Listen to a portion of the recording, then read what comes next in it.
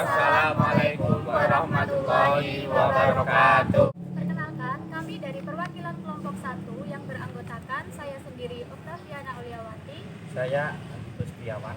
Saya Panggi Abdul Nugroho. saya Diah Mediningrum. Di sini kami akan mempresentasikan hasil diskusi kelompok kami dengan judul Al-Quran dari masa ke masa. Turunnya Al-Quran. Masa awal Al-Quran. Al-Quran secara bahasa Arab berasal dari bentuk masdar, yaitu qara'a yaqra'u Qur'anan, yang berarti bacaan. Kata Al-Quran menurut kesepakatan ulama adalah kalam Allah yang diturunkan kepada Nabi Muhammad. Lafalnya mengandung mukjizat, membacanya adalah bernilai ibadah, diturunkan secara mutawatir, ditulis dalam mushaf dimulai dengan surah Al-Fatihah dan diakhiri dengan surah An-Nas. Al-Quran diturunkan secara berangsur-angsur dalam tempo 22 tahun, 2 bulan, 22 hari. Pertama kali turun di Gua Hira, tepat pada malam 17 Ramadan. Dengan surah pertama, yaitu Al-Alaq, terdiri dari 5 ayat. Al-Quran diturunkan kepada Rasulullah melalui berbagai cara, yaitu yang pertama, melalui mimpi yang hakiki. Ini merupakan permulaan wahyu yang turun. Yang kedua, malaikat Jibril memasukkan wahyu itu ke dalam hati Rasulullah. Tanpa memperlihatkan wujudnya, Rasulullah mengatakan hal ini, Rohul Kudus mewahyukan ke dalam hatiku. Yang ketiga, malaikat Jibril menampakkan dirinya kepada Nabi sebagai seorang laki-laki dan mengucapkan kata-kata di hadapannya. Yang keempat, wahyu itu turun kepada Nabi seperti bunyi gemerincing lonceng. Kelima, malaikat Jibril menyampaikan wahyu dengan menampakkan wujudnya yang asli. Yang keenam, wahyu disampaikan kepada Nabi Muhammad di atas lapisan-lapisan langit. Dan yang terakhir, Allah berfirman langsung tanpa perantara.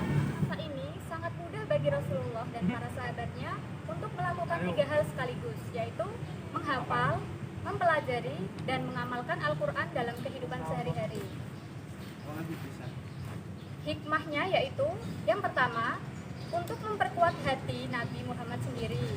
Yang kedua, untuk memberikan kemudahan kepada para sahabat Nabi Muhammad untuk menyimak, memahami, dan menghafal Al-Quran. Yang ketiga, ayat-ayat Al-Quran yang diturunkan selalu sesuai dengan situasi kondisi dan perkembangan kaum muslim. Yang terakhir, agar ayatnya mudah dapat diterima dan dihayati oleh para sahabat secara mendalam. Al-Quran memiliki beberapa nama, diantaranya Al-Kitab, At-Tanzil, Al-Furqan, dan Az-Zikr. Di dalam Al-Quran terdapat surah Makkiyah dan Madaniyah, yaitu menurut tempat dan waktu setiap diturunkannya. Surah Makkiyah atau surat Mekah, dan Madaniyah atau surah Madinah. Surah-surah yang turun sebelum Nabi hijrah ke Madinah digolongkan sebagai surah Makkiyah, sedangkan setelahnya tergolong surah Madaniyah. Ciri-ciri surah Makkiyah adalah sebagai berikut. 1. Di dalamnya terdapat ayat sajadah. 2. Ayat-ayatnya dimulai dengan kata kala. 3. Dimulai dengan ungkapan ya ayuhan nas. Yang keempat, ayatnya berbicara tentang kisah Adam dan iblis kecuali Al-Baqarah. Selanjutnya adalah ciri-ciri surat Madaniyah. Yang pertama, mengandung ketentuan faraid dan had. Yang kedua, mengandung sindiran terhadap kaum munafik kecuali surah Al-Ankabut.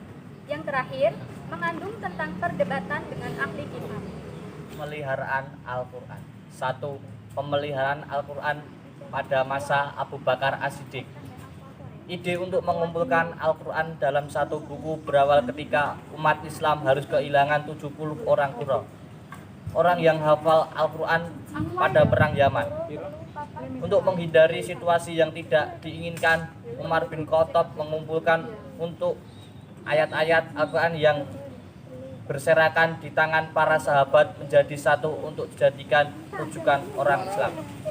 Demikianlah setelah melalui serangkaian musyawarah ditimbang baik buruknya masalah dan mafsadahnya, usul untuk mengumpulkan Al-Quran diterima.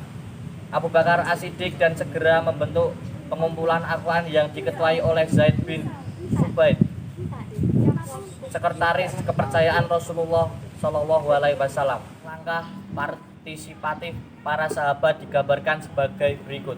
Pertama, Khalifah Abu Bakar mengeluarkan undangan umum sekarang dapat dianggap sebagai dekret guna memberi peluang pada setiap orang yang mampu ikut berpartisipasi.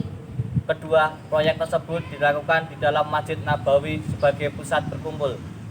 Ketiga, dalam memberi respon terhadap instruksi seorang Khalifah, Umar berdiri di depan pintu gerbang masjid dan mengumumkan kepada setiap orang yang memiliki tulisan Al-Quran yang dibaca oleh Rasulullah SAW agar membawanya ke masjid. Susunan Al-Quran, ada dua jenis susunan ayat Al-Quran. Satu, disusun berdasarkan turunnya. Dua, disusun tidak berdasarkan waktu turunnya. Pemeliharaan Al-Quran di masa Umar bin Khattab. Pada masa Umar bin Khattab terjadi penyebaran Al-Quran di wilayah-wilayah yang sudah menerima Islam. Penyebaran ini bukan hanya sekedar mengirimkan lembaran-lembaran mushaf, tetapi disertai pula dengan pengajaran. Khalifah Umar mengutus sekurang-kurangnya 10 sahabat di Basrah untuk Kufah, juga mengirim 3 utusan ke Palestina. Mereka adalah Mus, Ubadah, dan Abu Darda. 3. Pemeliharaan Al-Quran masa Utsman bin Affan. Pada masa Utsman bin Affan banyak perbedaan dalam membaca Al-Quran. Menanggapi hal tersebut, Utsman bin Affan memerintahkan kembali Zaid bin Sabit bersama Abdullah bin Zubair, Abdurrahman bin Harith, dan Said bin As untuk melakukan proses penyalinan catatan Al-Quran menjadi beberapa mushaf. Setelah melakukan perbaikan dan menyelesaikan 5 buah mushaf, 4 diantaranya dikirim ke kota-kota besar yaitu Basrah, Kufah, Makkah, dan Syam. 1 diantaranya dipegang oleh Utsman sendiri. Pada masa Utsman bin Affan telah banyak membawa faedah bagi kaum muslimin, yaitu 1. Menyatukan kaum muslim dalam satu macam mushaf yang seragam ejaan dan tulisannya. 2. Menyatukan bacaan. Meski masih terdapat bacaan yang berlainan, tetapi bacaan itu tidak bertentangan dengan ejaan mushaf Utsman. 3. Menyatukan tertib susunan surat Al-Quran seperti sekarang ini. Usaha meniru Al-Quran. Walaupun demikian, pada masa Rasulullah SAW ditemukan para ahli syair dan sastra Arab yang bahkan di antara mereka ada yang mengaku dirinya sebagai nabi, seperti Musailamah Al-Kadzab, Talha bin Khuwailid Al-Asadi, Halabah bin Ka'ab, dan sebagainya. Yang pertama, Musailamah Al-Kadzab. Ia adalah seorang penyair hebat dan sangat berpengaruh di kaumnya, yaitu Bani Hanifah di Yamamah. Saat melihat Rasulullah mendakwahkan Islam di Makkah, ia merasa kalau kepandaian dan pengaruhnya terancam, karena banyak penduduk kabilah yang tertarik pada akhlak Nabi dan kepada keindahan Al-Quran. Ia pun mencoba mengubah beberapa surah dalam Al-Quran dan mengklaimnya sebagai wahyu dari langit yang turun, dan menunjuk kaumnya untuk tidak mempercayai Nabi dan mempercayai dirinya sebagai Nabi, yang sebenarnya karya-karyanya bercerita tentang tanaman, kambing dan gajah, juga katak. Karena banyak menentang Musailamah Al-Kadzab, ada seorang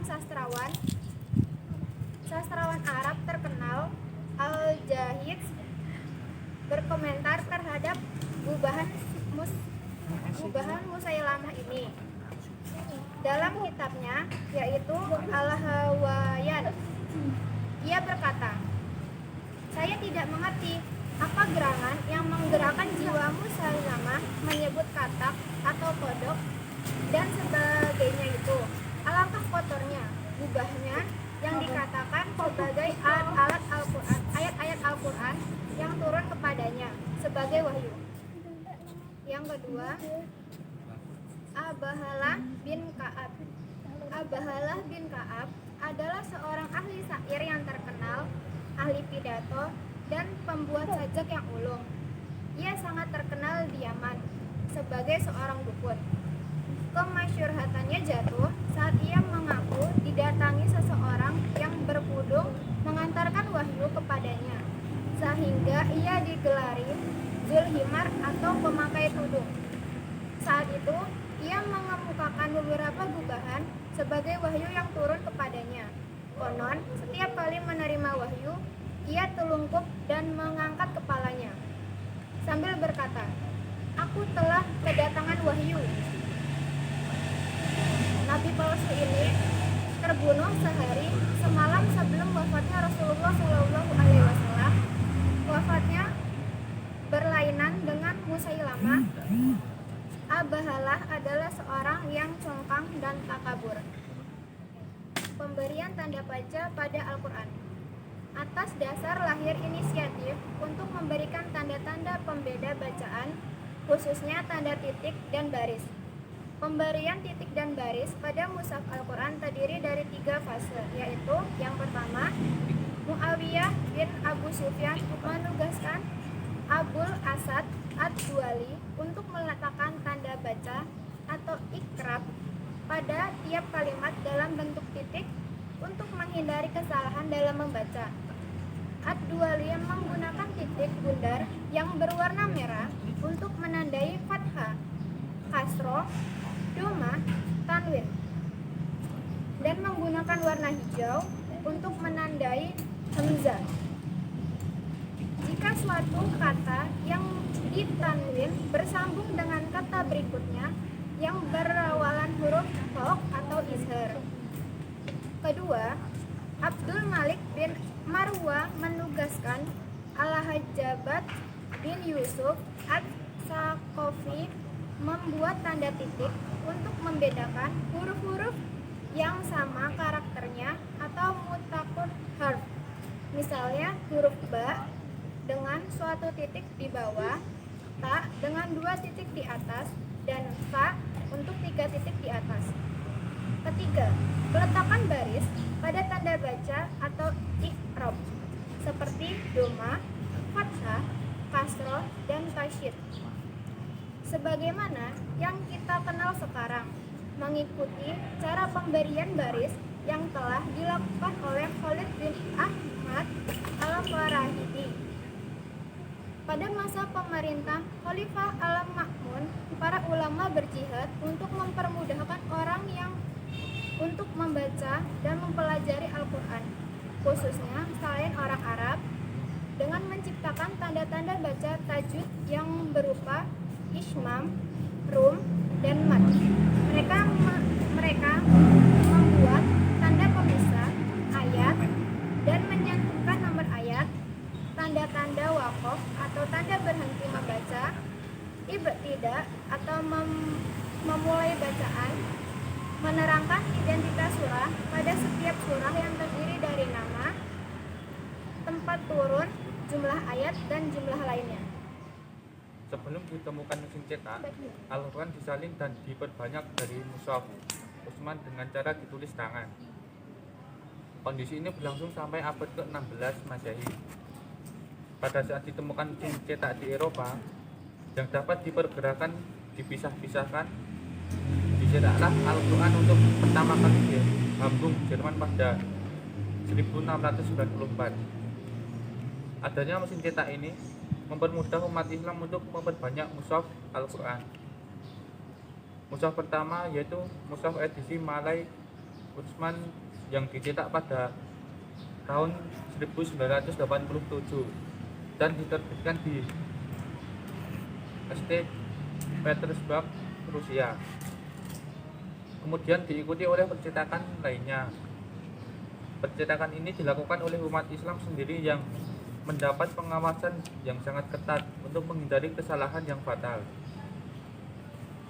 Cetakan Al-Quran yang dibanyak pergunakan di dunia Islam adalah cetakan Mesir yang dikenal sebagai Raja Fuad, sebab dialah yang memprakarsainya pada tahun 1947. Untuk pertama kalinya percetakan menggunakan office yang lebih canggih, dan percetakan ini dilakukan di Turki atas prakarsa seorang ahli kaligrafi Turki yang terkemuka bernama Said Nursi upaya menerjemahkan Al-Quran. Setelah masa itu, beliau sebagai besar ulama memperbolehkan menerjemahkan Al-Quran dengan persyaratan yang ketat. Maka terbitlah Al-Quran yang pertama kali ke dalam bahasa Persia pada 1313 Masehi. Kemudian terbitlah Al-Quran ke dalam bahasa Turki dan semakin banyak termasuk di benua India yang dilakukan oleh Syekh Waliullah Dehlawi. Penerjemahan dan penafsiran Al-Quran di Indonesia. Untuk konteks Indonesia, usaha menerjemahkan Al-Quran sudah dimulai pertengahan abad ke-17 oleh Syekh Abdul Rauf Ali Al-Mansuri, seorang ulama dari Cingkel, Aceh. Beliau menyalin tafsir Al-Baidawi ke dalam bahasa Melayu. Kemudian disusun dengan terjemahan Al-Quran dalam bahasa Jawa dan Sunda. Pemerintah pun melalui Departemen Agama Republik Indonesia berinisiatif menerbitkan terjemahan Al-Quran yang dapat menjadi rukun umat Islam di Indonesia.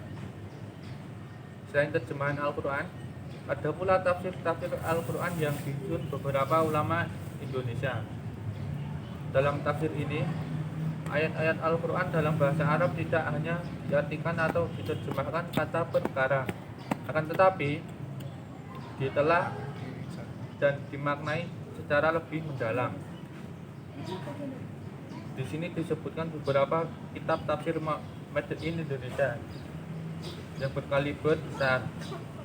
Sekurang-sekurangnya dilihat dari jumlah halaman.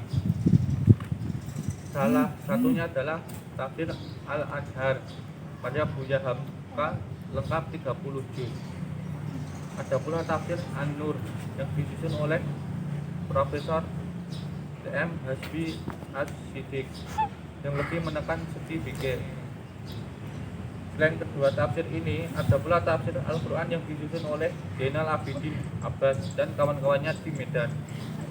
Tafsir ini lebih menekan pada aspek sejarah dalam Al-Quran. Selanjutnya, tafsir Ali Misbah karya Ustadz M. Quraisin Shihab, mantan Menteri Agama Republik Indonesia. Tafsir Al-Misbah yang terdiri dari 15 jilid tebal dan diterbitkan oleh Lantaran Hati Jakarta. Dengan pada kesan dan keserasian Al-Quran, penafsir mencoba menjelaskan makna-makna setiap kata dalam Al-Quran sehingga eksploitasi kebahasaan dalam tafsir ini sangat kental dan terasa. Sekian hasil presentasi diskusi dari kelompok kami. Apabila ada kurang dan lebihnya mohon maaf. Wassalamualaikum warahmatullahi wabarakatuh.